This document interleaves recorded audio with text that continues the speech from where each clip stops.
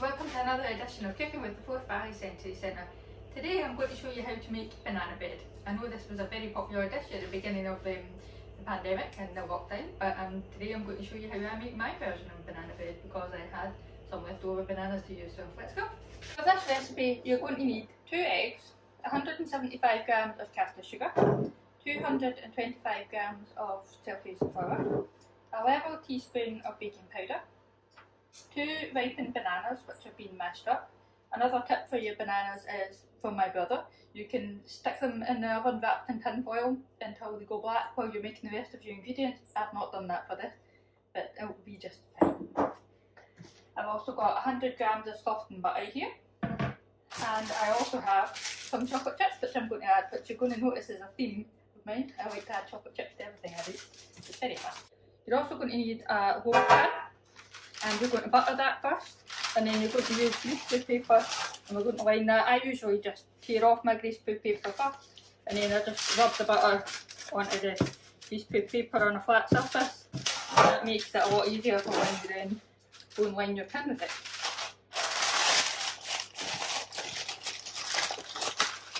Anyway, let's get started. So, I've got my butter already melted here. I'm just going to add my 175 grams of sugar. Give that a little mix. You can add everything together in one go and do that if you like, but I like to do things in a process rather than just bung everything in. Okay, we've got a nice creamy yellow mixture here, which is your sugar and your butter together. I'm just going to add my eggs now. I want that.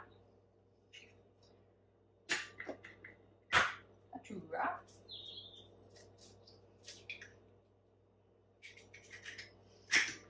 Give that a good mix.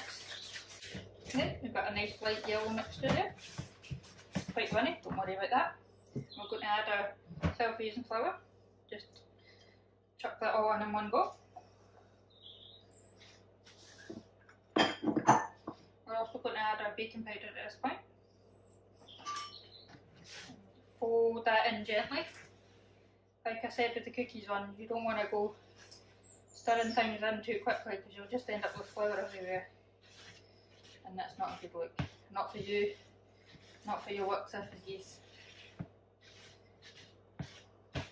Well, another ingredient I forgot is you're going to need 2 tablespoons of milk. You can use any kind of milk you like. It's going to loosen up this mixture a little bit. We've got quite a dry yellow mixture now. It'll fold together quite quickly. I'm going to chuck in my bananas now.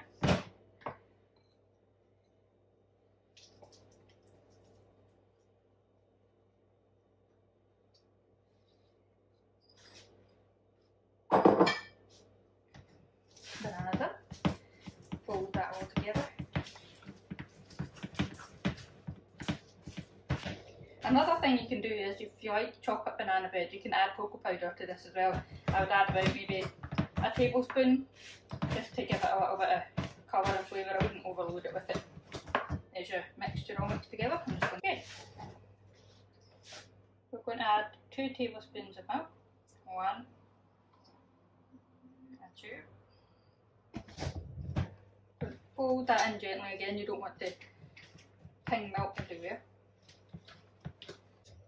It'll become quite a moist mixture, which is a good thing. You want a moist banana loaf, it makes it a nice white treat. Okay, I'm now going to add the chocolate chips. I've not got a lot left because I used them last time. White chocolate chips, milk chocolate chips. Fold them in.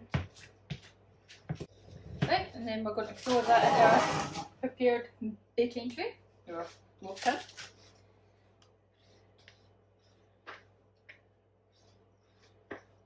Scrape that all in.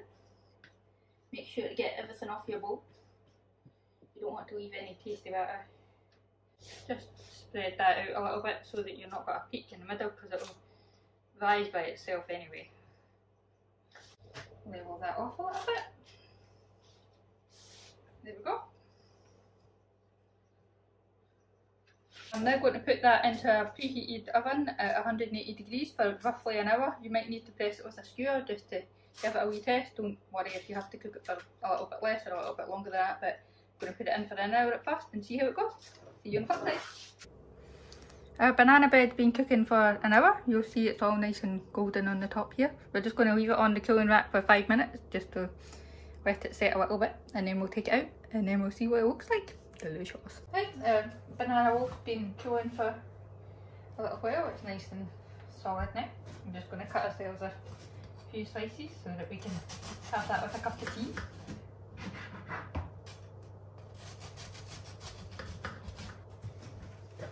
And there you go, some very delicious banana loaf. Enjoy!